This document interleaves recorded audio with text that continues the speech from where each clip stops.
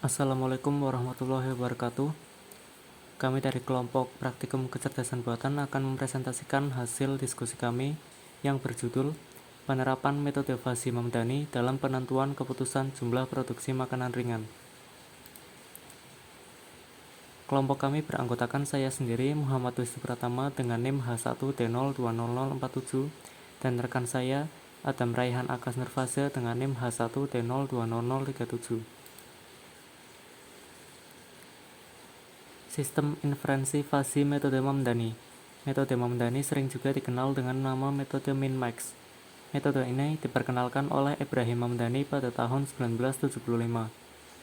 Metode fasi Mamdani banyak digunakan untuk penelitian tentang sistem cerdas. Sistem cerdas tersebut dapat berupa sistem pakar atau juga sistem pendukung keputusan. Kasus yang diangkat. PT ABC merupakan perusahaan yang bergerak di bidang penjualan produk makanan ringan bentuk kemasan. Dalam menganalisis jumlah produk harian produknya, pihak manajemen mengalami kesulitan untuk menentukan secara tegas berapa seharusnya jumlah produksi harian.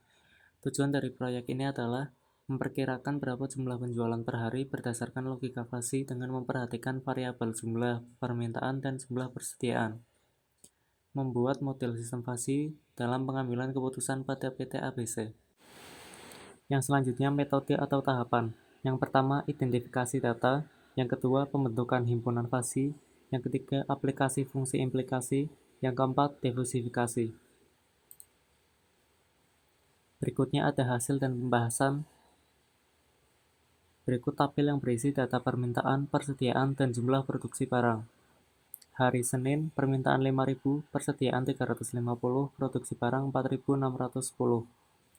Kemudian hari Selasa, permintaan 1.000, persediaan 350, produksi barang 3.330. Kemudian hari Rabu, permintaan 4.000, persediaan 300, produksi barang 4.200. Kemudian hari Kamis, permintaan 3.000, persediaan 350. Kemudian hari Jumat, permintaan 5.000, persediaan 600, produksi barang 3.910. Selanjutnya ada tabel himpunan pada setiap variabel. Variabel pertama permintaan, himpunan turun naik. Variabel kedua persediaan, himpunan sedikit banyak. Variabel ketiga produksi barang, himpunan berkurang bertambah. Yang selanjutnya akan disampaikan oleh rekan saya, Akas. Fungsi keanggotaan dan grafik variabel permintaan. Untuk fungsi keanggotaan variabel permintaan dibagi menjadi dua, yaitu ada permintaan turun dan permintaan naik. Di mana permintaan paling sedikit yaitu 1.000 dan permintaan paling banyak yaitu 5.000. Dan derajat keanggotaan dari permintaan turun yaitu 1 apabila X kurang dari 1.000 dan 5.000 dikurangi X dibagi 4.000 itu jika X di antara 1.000 sampai 5.000 dan 0 apabila X lebih dari sama dengan 5.000. Untuk derajat keanggotaan permintaan naik, yaitu 0 apabila X kurang dari 1.000, X dikurangi 1.000 dibagi 4.000 jika X di antara 1.000 sampai 5.000, dan 1 apabila X lebih dari 5.000. Dan untuk grafik variabel permintaan, dapat dilihat seperti gambar berikut ini.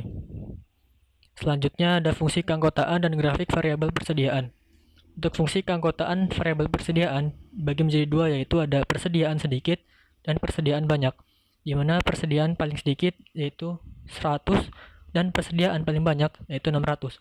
Dan untuk derajat keanggotaan persediaan sedikit itu 1 apabila Y kurang dari sama dengan 100. Derajat keanggotaan 600 dikurangi Y dibagi 500 apabila Y di antara 100 sampai 600. Dan derajat keanggotaan permintaan sedikit 0 apabila Y lebih dari sama dengan 600. Dan untuk derajat keanggotaan persediaan banyak yaitu 0 apabila Y kurang dari 1.000, Y min 100 dikurang 500 apabila Y di antara 100 sampai dengan 600, dan 1 apabila Y lebih dari sama dengan 600. Untuk grafiknya dapat dilihat seperti gambar berikut ini. Selanjutnya ada fungsi keanggotaan dan grafik variabel produksi barang. Untuk fungsi keanggotaan produksi barang dibagi menjadi dua, yaitu ada produksi berkurang dan produksi bertambah, di mana untuk produksi paling sedikit yaitu 2.000 dan produksi paling banyak yaitu 7.000. Untuk derajat keanggotaan dari produksi barang berkurang yaitu 1 apabila Z kurang dari sama dengan 2000, 7000 kurang Z dibagi 5000 apabila Z di antara 2000 sampai 7000, dan 0 apabila Z kurang dari sama dengan 7000. Derajat keanggotaan produksi bertambah yaitu 0 jika Z kurang dari sama dengan 2000, Z dikurang 2000 dibagi 5000 apabila Z di antara 2000 sampai dengan 7000, dan 1 apabila Z lebih dari sama dengan 7000. Untuk grafik variabel produksi barang dapat dilihat seperti gambar berikut ini.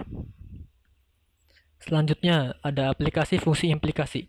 Fungsi implikasi yang digunakan untuk tiap-tiap aturan adalah fungsi min.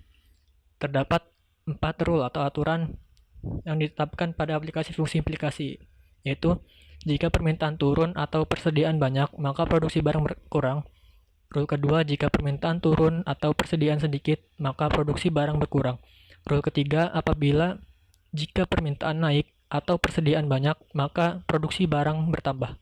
Rule keempat, jika permintaan naik atau persediaan sedikit, maka produksi barang bertambah. Selanjutnya ada defasifikasi. Defasifikasi pada MATLAB digunakan menggunakan rule viewer. Rule viewer berfungsi untuk menampilkan grafik keanggotaan dari nilai yang dimasukkan di input sehingga menghasilkan grafik nilai output berdasarkan rule yang telah ditentukan. Dapat dilihat pada rule viewer dengan permintaan 4000 dan persediaan hanya tinggal 300, maka produksi barang 4200.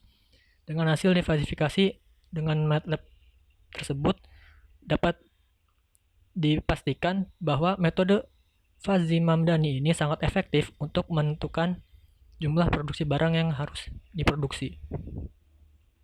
Selanjutnya ada kesimpulan.